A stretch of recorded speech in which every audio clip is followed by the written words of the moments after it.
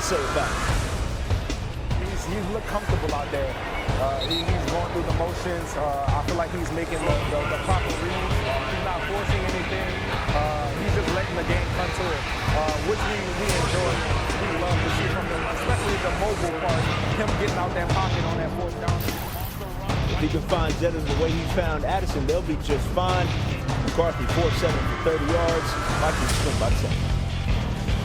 So we're back with Herm Edwards. Delve a little further into those performances, beginning with one J.J. McCarthy. First game back in nearly a year after he tore his meniscus, took him out all last season. What'd you see from him?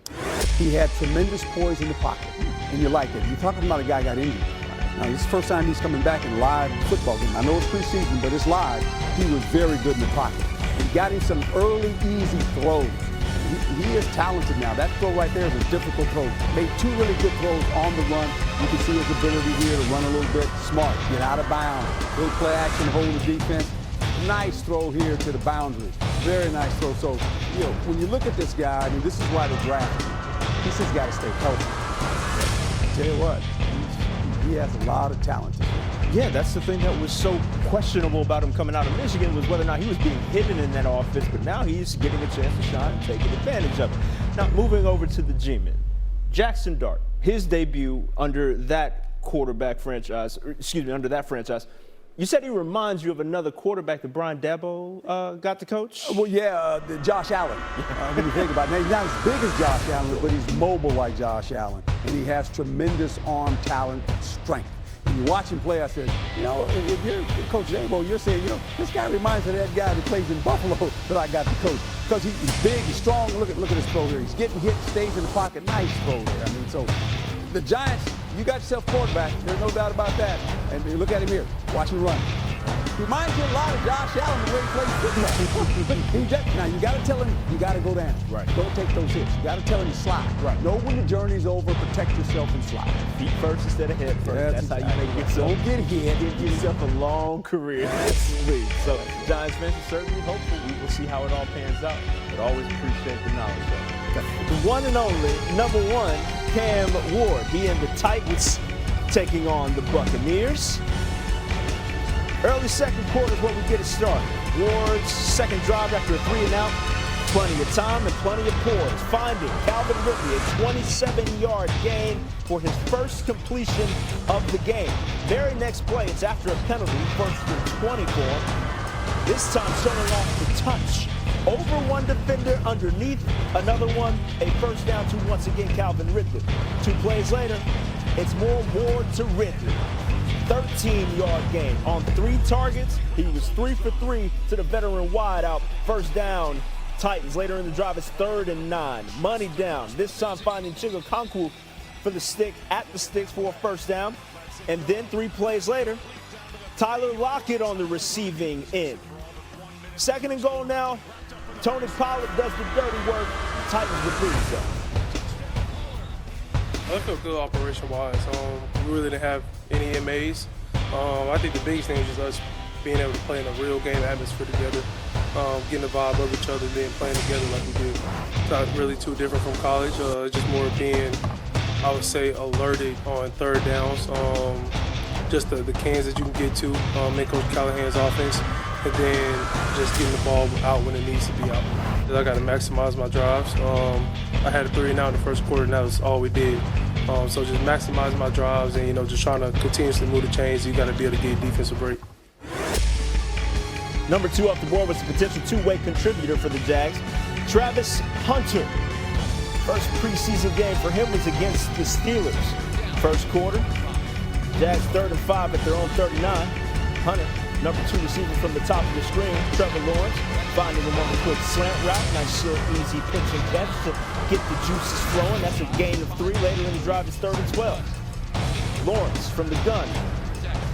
Hunter out of the bunch. Tries to spin out of a tackle there, but gets taken down. Some fast feet from the youngin. 6-yard gain, 10 offensive snaps for him. Those were his 2 receptions, totaling 9 yards. In the second quarter, Hunter lined up at corner.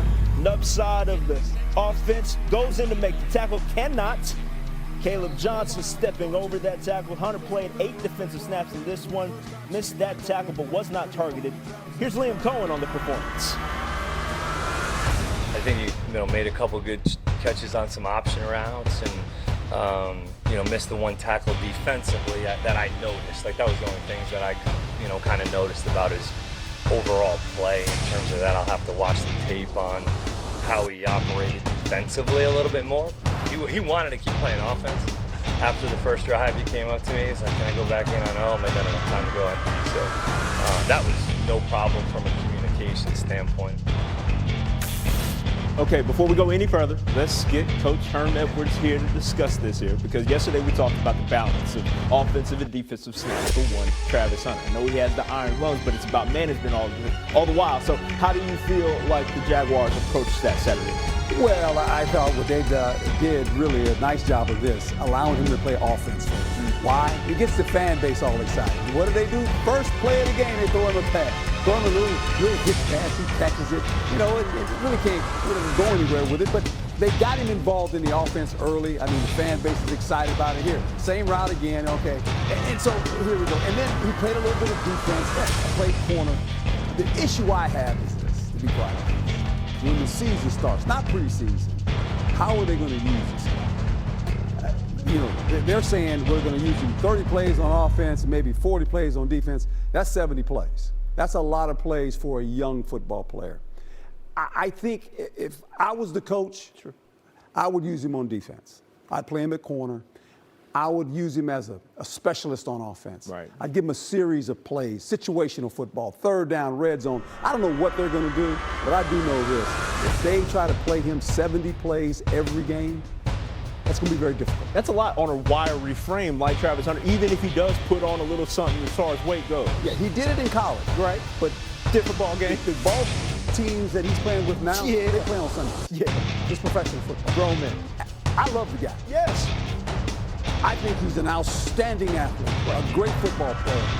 But don't marginalize the guy and wear him out by making him play both ways. Yeah, finding little packages to get him in on those sub sort of categories, and he can come in there, have those special plays built for him.